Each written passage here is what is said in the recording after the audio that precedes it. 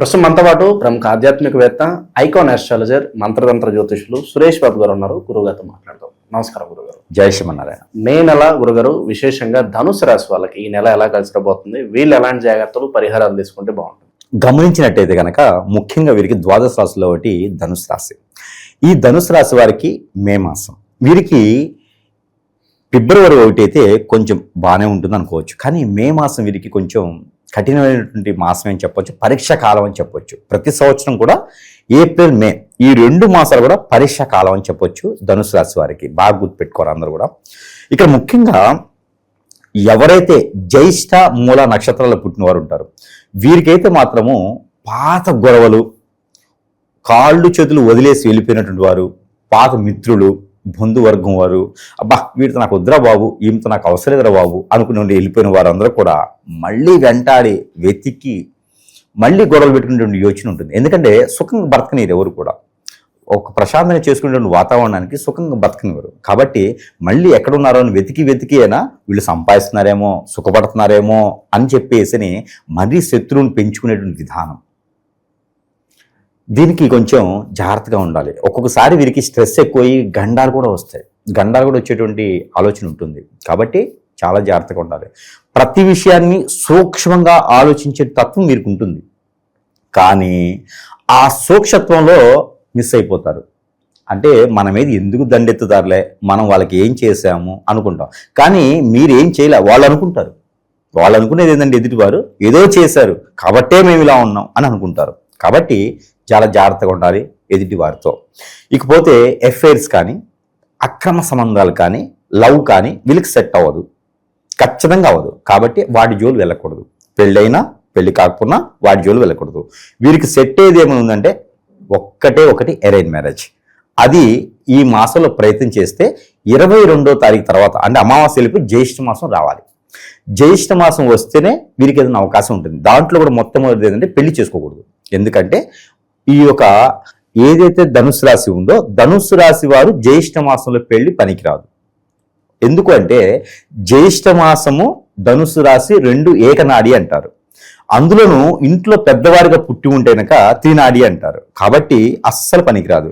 ఇక రానున్నటువంటి కాలంలో జూన్లో చేసుకోవచ్చు పెళ్లి. అది కూడా జూన్లో ఎట్లా చేసుకోవాలంటే, జూన్ కూడా చావచ్చలేదు. జూన్లో ఆషాఢ మాసం వస్తుంది. ఇక వీరికి ఆగస్టు సెప్టెంబర్లోనే పెళ్లి చేసుకోవాలి. ఆగస్టులో చేసుకున్నటువంటి పెళ్లి నిలబడదు. అంటే వీరికి అప్పుడు అర్థం ఏంటి అంటే, ఇక ఈ సంవత్సరం మొత్తంలో వీళ్ళకి నిలబడేకంటే సెప్టెంబర్ తర్వాతనే వీళ్ళ దరిద్రం అట్లా ఉండిద్ది అనమాట. ఇక ధనుసు రాశి దరిద్రం ఏంటంటే చూసారా, మే మాసంలో లేదు అవకాశం. అమ్మాయి అని అబ్బాయినే కళ్ళించుకుంటారు. ఇక జ్యేష్ఠ మాసంలో పెళ్లి లేదంటున్నాం, ఆషాఢ మాసంలో చేసుకోవడానికి లేదు, ముహూర్తాలు ఉండవు. మళ్ళీ ఆగస్టులో చేసుకుంటే పెళ్లిళ్ళు నిలబడవు.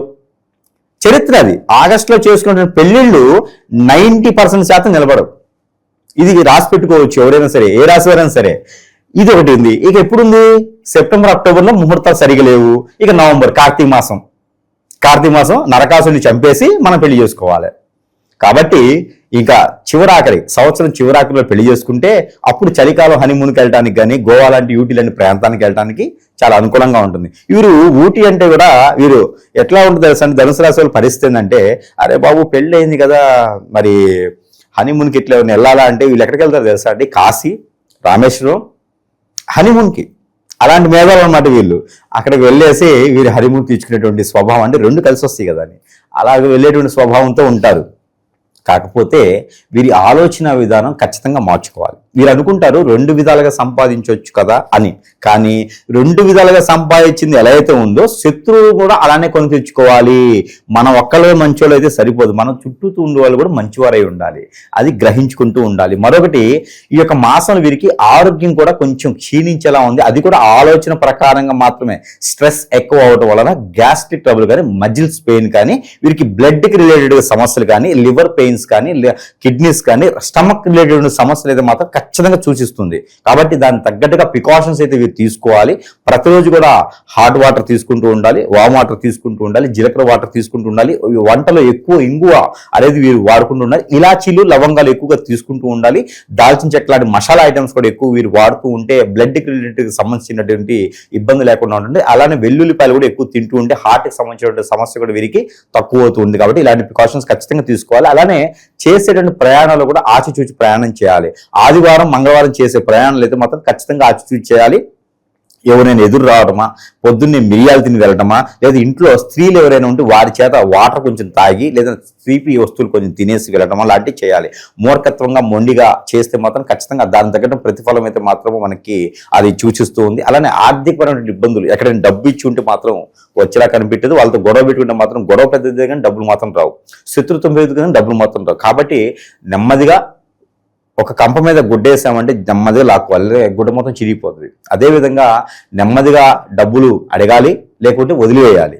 ఇంతటితో రావు అనుకోవాలి. ఏదో రూపాన వాళ్ళ దగ్గర నుంచి డబ్బు అయితే వస్తుంది. ఈ ఒక మాసం మొత్తం కూడా ఆర్థిక సమస్యలు ఈ రకంగా అయితే ఉంటాయి. కాబట్టి విదేశీయానం ప్రయత్నం చేసేవారు ఏదైనా ఉంటే కొంచెం పోస్ట్పోన్ చేసుకుంటే మంచిది. ఎప్పటి వరకు అంటే కనుక కనీసం సెప్టెంబర్ వరకు పోస్ట్పోన్ చేసుకుంటే ఆ తర్వాత వీరికి అనుకోకుండా అనూహ్యంగా అవకాశాలు అయితే మాత్రము ఖచ్చితంగా అందిపుచ్చుకునేలాగా ఉంటుంది. కాబట్టి అలానే ప్రయత్నం చేయాలి. ఇక వీరు విదేశాన్ని వెళ్ళాలనుకున్న వారు, నరదిష్టి నరఘోష లేనటువంటి వారు అంటే నరదిష్టి నరఘోష రాకుండా ఉండాలనుకున్న వారు, పితృదోష తొలగాలనుకున్న వారు రేగిపళ్ళు చూర్ణం కానీ రేగిపళ్ళు ఆకులు కానీ తెచ్చుకొని ఇంట్లో కాచుకొని ఆ నీటితో స్నానం చేస్తే కనుక వీరి మీద ఉన్నటువంటి చెడు క్రియలే కాకుండా నరదిష్టి నరఘోష కాకుండా పితృదోషాలే కాకుండా ఎన్నో రకాలైనటువంటి గ్రహదోషాలని కూడా ఇలా చిటికలో పటాపం చేసేటువంటి అవకాశం ఎక్కువగా ఉంటుంది. అదొకటి ప్రయత్నం చేయాలి. ఇక పెళ్లి చేసుకునే యోగ్యత అయితే వీరికి లేదు. ఇంకా ఏదైనా రంగాల్లోకి వెళ్ళాలనుకున్నా, కొత్తగా ఏదైనా వ్యాపారం పెట్టాలనుకుంటే కనుక షేర్స్ లాంటిలో కంటూ ఎక్స్పోర్ట్ ఇంపోర్ట్ లాంటి రంగాల్లో, బ్యాంకింగ్ సెక్టార్స్ లో కూడా వీరు అడుగు పెట్టొచ్చు. చాలా అద్భుతంగా ఉంటుంది. రాజకీయ రంగంలో బ్యాక్ ఆఫీస్ ద్వారా అయితే వీరు వెళ్ళొచ్చు. అంటే ఆ రాజకీయ రంగంలో ఫ్రంట్ గా కనిపించకుండా బ్యాక్ లో సలహాలు ఇచ్చేటువంటి దాంట్లో వెళ్తే వీరికి అద్భుతంగా ఉంటుంది. కాబట్టి అలాంటి ప్రయత్నాలు అయితే వీరు ఖచ్చితంగా చేసుకోవచ్చు. ఇక వీరికి మెడికల్కి సంబంధించింది కానీ, డయాగ్నోస్టిక్స్ కానీ, అలానే మెడికల్ మ్యానుఫ్యాక్చరింగ్స్లో కానీ, హాస్పిటల్స్ కానీ, ఇలాంటి రంగాల్లో వీరికి మెడికల్ షాప్స్ కానీ, ఇలాంటి రంగాల్లో ప్రకృతి వైద్యాలు, ఆయుర్వేదిక్, హోమియోపతి, అల్లోపతి, న్యాచురోపతి ఇలాంటి వాటిల్లో వీరికి మంచి నైపుణ్యం ఉంటుంది. అలాంటి వాటిల్లో వీరు ఉంటే వరకు వారికి మంచి ఆ పొజిషన్, స్థాయి, ఆ స్థానము, గుర్తింపు అన్ని లభిస్తాయి. కాబట్టి అలాంటి రంగాల్లో వచ్చి ఇక మిలిటరీ కానీ, పోలీస్ రంగంలో కానీ, గ్రూప్ 1, గ్రూప్ 2, గ్రూప్ 3, గ్రూప్ 4 ఎగ్జామ్స్లో కానీ వీరు ప్రయత్నం చేయొచ్చు. మాస్టర్స్గా డిగ్రీ పొంది ఉంటే కనుక స్కూళ్ళల్లో, కాలేజీలో, ఇన్స్టిట్యూట్స్లో కూడా వీళ్ళు పాఠ్యాలు చెప్పుకునేంత వరకు కూడా వీరికి అద్భుతంగా ఉంటుంది. ఇక పాత గొడవ లాంటి జోలికి వెళ్ళకూడదు. ఎవరైనా వస్తే కూడా చాలా బాబుని దండం పెట్టి పక్కకు పంపేళ్తాము. గొడవను పెంచుకోకూడదు. గొడవను పెట్టుకుంటే వీరికే లాసు, వీరికే ఇబ్బంది, వీరు చేయాల్సిన పని మర్చిపోతూ ఉంటారు. చాలా దూరం వెళ్తుంది. కాబట్టి గొడవల జోలు వెళ్ళకూడదు. అలానే గండాల జోలు వెళ్ళకూడదు. ఏదైనా దొంగ స్వాముల జోలు వెళ్ళకూడదు. తెలియని వాటిలో ఇన్వెస్ట్మెంట్ చేయకూడదు. ఎవరి మాట నమ్మితే వారి మాట తీసుకోకూడదు. ఎవరి మాట నమ్మితే వారి మాట తీసుకొని ఇన్వెస్ట్ చేస్తే ఇబ్బంది పడతారు. కాబట్టి పార్ట్నర్షిప్ వ్యాపారాలు వీరికి పనికిరావు. ఇంత జాగ్రత్తలు తీసుకుంటేనే మే మాసంలో వీరికి అద్భుతంగా ఉంటుంది. లేకపోతే మాత్రం గ్రహాలు కూడా వీరిని ఒత్తుతూ ఉంటాయి అన్నమాట. ఇప్పుడు ఎట్లా ఉంటుందంటే పరిగెత్తుతూ ఉంటారు. రాహు గ్రహం వీళ్ళకి ఏం చేస్తంటే నువ్వు ఇంకా పరిగెత్తుంటే శ్వాస ఆగిపోతుంది. ఎంతసేపు పరిగెత్తుతారు?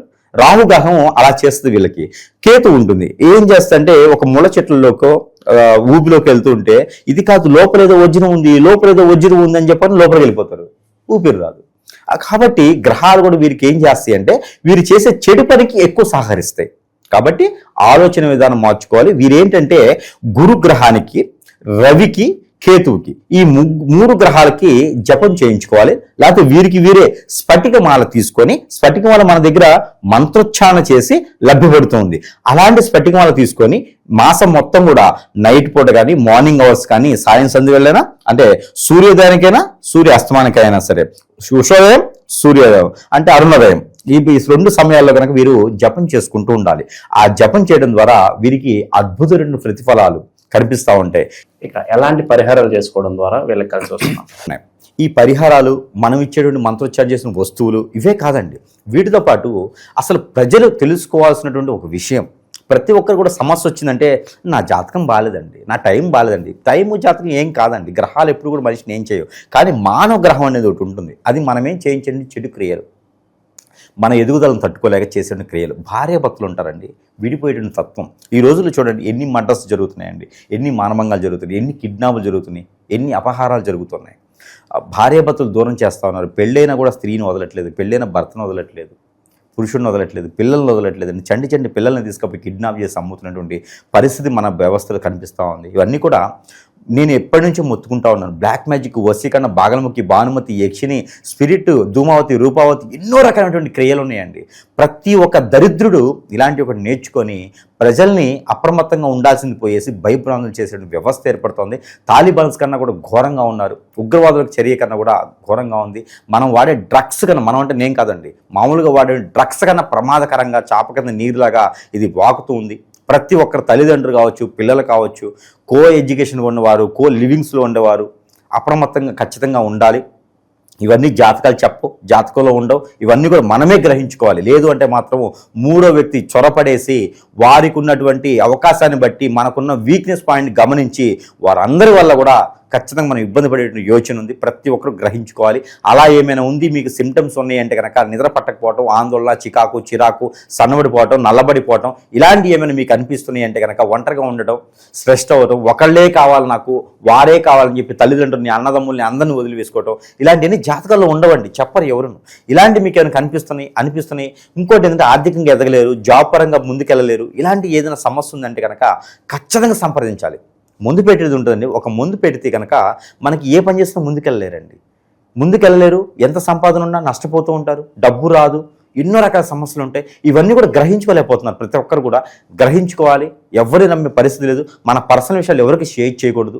ఇలాంటివి ఏమైనా ఉంటే కనుక ఖచ్చితంగా సంప్రదిస్తే వారికి ఉన్న సమస్యకి పరిష్కార మార్గం చూపించేలాగైతే మాత్రం ప్రయత్నం అయితే చాలు. ఇక ధనుసు రాశి వారికి ఈ మాసం మొత్తం కూడా పరిహారాలు చేసుకోవాలి. పరిహారాల కన్నా కూడా ముందు మన దగ్గర ఎన్నో రకాల వస్తువులు మంత్రోచ్చారణ చేసి ప్రజలకు అందజేసే విధంగా మనం సిద్ధంగా ఉన్నాము. అందరు ప్రజలు మన వద్దకి వచ్చేటువంటి సమయం కావచ్చు, దూరం కావచ్చు, ఎన్నో రకాలైన సమస్యలు ఉంటాయి. అందరూ వచ్చేటువంటి యోచన ఉండకపోవచ్చు, కానీ వారి సమస్య తీరాలని ఒక సంకల్పంతో మనం ఎన్నో రకాల వస్తువులు వారి చెంతకే చేరుస్తున్నాం. దాంట్లో ఒకటి యంత్రం. ఈ యంత్రాన్ని అయితే నేను మనస్ఫూర్తిగా పూర్తి ఉచితంగా అయితే మన ప్రేక్షకులకి ఇస్తున్నాను. ప్రతి ఇంట్లో ఒక యంత్రం పెట్టుకుంటే కనుక అష్టైశ్వర్య ప్రాప్తి కలుగుతూ ఉంది. ఈ రోజుల్లో కొన్ని రాష్ట్రాలు అయితే కనుక ఇళ్ళు కూలగొడతా ఉన్నారు, స్థలాలు లాగేస్తూ ఉన్నారు, హైడ్రల్ అని అదని ఇదని చేస్తూ ఉన్నారు. ఎన్నో రకాల కష్టపడి సంపాదించినటువంటి వస్తువులు దక్కకుండా వెళ్ళిపోతున్నాయి. కాయో గంజే కాసి సరిగా తినక పిల్లల భవిష్యత్తు బాగుండాలని చెప్పేసి సంకల్పంతో చేసేసేటువంటి ప్రజలు అన్యాయం అయిపోయి రోడ్డు పాలు చేస్తా ఉన్నాయి కొన్ని ప్రభుత్వాలు. వారందరికీ కూడా చుక్కెదిరేలాగా, ఆ ప్రభుత్వాలన్నీ కూడా ఇదేలాగా, వారికి మంచి చులకలు వచ్చేలాగా ఇలాంటి యంత్రాలు మన ఇళ్లలో పెట్టుకుంటే వీటి యొక్క శక్తి, వీటి యొక్క పవర్ అనేది వారికి అంటి వారు మన జోలు రాకుండా మనం ఎంతవరకైనా కాపాడుకునే ప్రయత్నం అయితే మాత్రము ఖచ్చితంగా చేసుకునే విధంగా ఉంటుంది. కాబట్టి ఇలాంటి యంత్రాలు ప్రతి ఇంట్లో పెట్టుకుంటే కూడా మనకి ఎన్నో రకాలైన సానుకూలపడిన వాతావరణం, ఇంట్లో ఏదైనా చేతబడిగా ఉన్నా, నెగిటివిటీ ఉన్నా, దెయ్యాల భూతాలు లాంటివి ఉన్నా, ఇంట్లో ఏదన్నా చెడు క్రియలు జరిగినా అలాంటివన్నీ కూడా పటాపంచలేకపోతే మనలో సంకిత భావం లేకున్నా, మనలో ఆర్థికపరమైన ఇబ్బందులు, మనలో ఏదో కొట్లాట్లు గొడవలైనా ఎన్నో రకాల సమస్యలు ఉంటే కూడా ఈ యొక్క యంత్రం ఇంట్లో పెట్టుకోవడం ద్వారా సమస్యలన్నీ కొంతమేర అయితే తీరిపోతాయి. అలాంటి యంత్రాన్ని నేను పూర్తి ఉచితంతో ప్రజల వద్దకి చేరుస్తున్నాను. ఎవరికైనా కావాలంటే కూడా సంప్రదించవచ్చు. అయితే దీనికి మన వద్ద నుంచి వారి చెంతకు చేరేంత వరకు దారి ఖర్చులకు అయ్యేటువంటి రుసుము మాత్రమే నేను స్వీకరిస్తున్నాను. యంత్రం మాత్రం ఉచితంగా ఇస్తున్నాను. కాబట్టి దాంతోపాటు ఈ రాశి వారికి కడియము, ఈ యొక్క కడియము దీనిలో కూడా మంత్రం ఉంటుందండి. దీనిలో మంత్రం ఉంటుంది, యంత్రం ఉంటుంది. దీన్ని మంత్రోచ్చారణ చేసిస్తున్నాను. ఈ యొక్క కడియం ధరించుకోవడం వల్ల నరదిష్టి, నరఘోష, శత్రుభయం, ఆర్థిక సమస్యలే కాకుండా మనకి స్ట్రెస్, ఆలోచన విధానం, మనం ముందుకెళ్ళేటువంటి ధైర్యం, మనకి ఎలాంటి చెడు శక్తులు మన దగ్గర రాకుండా కాపాడేందుకు ప్యూర్గా ఇది ప్యూర్ రాగితో చేసినటువంటి కడియము మనం ధరించుకోవాలంటే బ్లూస్ బంప్స్ వస్తాయి. మన జోలు ఎవరు రారు, అమ్మో ఇతని ద్వారా వద్దు అనుకుని వెళ్ళిపోతారు. అలాంటి కడియాన్ని నేను వారి వద్దకి చేర్చేందుకు సదవకాశం మన దగ్గర ఉంది. కాబట్టి ఎవరికైనా కావాలంటే సరస్వర ధరలను మనము లభ్యపరిచి ఇస్తున్నాం కాబట్టి సంప్రదించవచ్చు. దీంతో పాటు ఇది ఒక లైట్, దీనిలో యంత్రం ఉంటుంది. కరెక్ట్గా చూస్తే ఇది యంత్రం చేసిస్తున్నాను. పిల్లలు ఈ రోజుల్లో చదువు గుర్తుండట్లేదు, ఎగ్జామ్ రాసే టయానికి మర్చిపోతున్నారు. పిల్లలు పెద్దలు మాట వినట్లేదు. అలాంటి వారికి యంత్రం వేసినటువంటి ఈ ట్యూబ్లైట్ బెడ్రూమ్లో పెట్టుకోవచ్చు, హాల్లో పెట్టుకోవచ్చు, దేవుడి మందిలో పెట్టుకోవచ్చు, కిచెన్లో పెట్టుకోవచ్చు, ఎక్కడైనా పెట్టుకోవచ్చు ఇంట్లోనూ. ఈ యొక్క ట్యూబ్లైట్ ఇంట్లో ఉండడం ద్వారా వారికి ఎన్నో రకాలైన చెడు క్రియలన్నీ కూడా పటాపంచలేకపోతాయి అనమాట. ఇంట్లో ఉన్న నెగిటివిటీ కూడా వెళ్ళిపోతూ ఉంటుంది, ప్రశాంతమైనటువంటి వాతావరణం లభ్యపడుతూ ఉంటుంది. ఇలాంటివి ఎన్నో రకాలైన వస్తువులు వారి సమస్యను బట్టి పరిష్కార మార్గం చూపించే వస్తువులన్నీ కూడా మనం మంత్రోచ్చారణ చేసిస్తాం. కాబట్టి కావాలంటే వారికి సంప్రదిస్తే దాని ప్రకారంగా ఇంకా ఏమైనా సమస్యలు ఉన్నా కూడా తీర్చేటువంటి దానికి మార్గాన్ని అయితే మాత్రం ఖచ్చితంగా వెతికేదానికైతే ఉంటుంది. కాబట్టి ఆ రకంగా ప్రయత్నించవచ్చు. ప్రతి రాశి వారికి కూడా దేవుని అనుగ్రహం ఒకటి కావాలి. అది ఏంటంటే మనం ఇందా చెప్పుకున్నాం, జపాలైతే గ్రహాలకి జపాలు చేసుకోవాలి. అలానే చేయలేని సిచ్యువేషన్ పరిస్థితులు ఉన్న వారు ఏం చేయాలంటే నవధాన్యాలతో పాటు నల్ల మినుములు, నన్నలుములు, సజ్జలు, కలంజా ఇవన్నీ కూడా పావు కిలో చప్పును తీసుకొని నవగ్రహాల చుట్టూ తిరుగుతూ వాటి మీద ప్రదక్షిణ చేసుకుంటూ నువ్వుల నూనెతో శనీశ్వరుని దగ్గర అభిషేకం చేసుకోవాలి లేదా దీపారాధన చేసుకోవాలి. బెల్లం ఒక ముక్క, ఒక 5 రూపాయల కాయిన్, 2 మొలలు అక్కడ పెట్టేసి నమస్కారం చేసుకుంటే ఆ శని భగవాన్ యొక్క అశుభ దృష్టి అనేది రాకుండా ఉంటుంది. అలానే విష్ణు ఆలయంలో చక్కెర పొంగలి నైవేద్యం పెట్టుకున్నట్టయితే వీరికి అష్టైశ్వ ప్రాప్తి కలుగుతుంది. ఉప్పు వేయనటువంటి చపాతీలు, రోటీల మీద ఆవుకి తినిపించాలి, తోటకూర తినిపించాలి, దోసకాయలు ఆవుకి తినిపించినట్టయితే కనుక వీరికి ఆర్థికపరమైన ఇబ్బంది, ఆరోగ్యపరమైన ఇబ్బందులు రాకుండా ఉంటుంది. వీరికి కలిసి వచ్చేటువంటి వారం అయితే గురువారం, శనివారం 2 వారాలు కలిసి వస్తాయి. వీరికి కలిసి వచ్చే కలర్ వచ్చేసి ఊదా colour, white colour, black colour. ఈ 3 కలర్స్ కూడా వీరికి అద్భుతం. బిస్కెట్ కలర్ కూడా బాగుంటుంది. 4 కలర్ వీరికి అద్భుతం కలిసి వస్తాయి. ఇక వీరికి నెంబర్ వచ్చేసి 6, 9. ఈ 2 నెంబర్ కూడా ఈ మాసం మొత్తం కూడా అద్భుతం కలిసి వస్తాయి. ఇంకా ఏదైనా సమస్య ఉన్నది అంటే అన్ని సమస్యలు జాతకాలు అయితే తెలియదు. ఆ సమస్య కొన్ని జాతకాలు, దశలు, అంతర్దశలు, గోచారం ప్రకారంగా తెలియవు. సమస్యను చూడాలి అంటే ఫోటో అన్న కావాలి, మనిషి అన్న కావాలి. ఈరోజు సమస్యలు జాతకం చూడగానే చెప్పేటువంటి పరిస్థితి అయితే లేదు. కాబట్టి ఏ సమస్య ఉందో పరిశీలిస్తా ఆ సమస్యకి తగ్గట్టు పరిష్కార మార్గం అయితే చూపించే విధంగా ఉంటుంది. కాబట్టి ఏదైనా ఉంటే సంప్రదించవచ్చు. ఓవరాల్గా ఈ రాశి వాళ్ళకి ఈ మాసం ఎలాంటి విశేషాలు జరగబోతుంది? మంచి విశ్లేషణ అందించండి. ధన్యవాదాలు.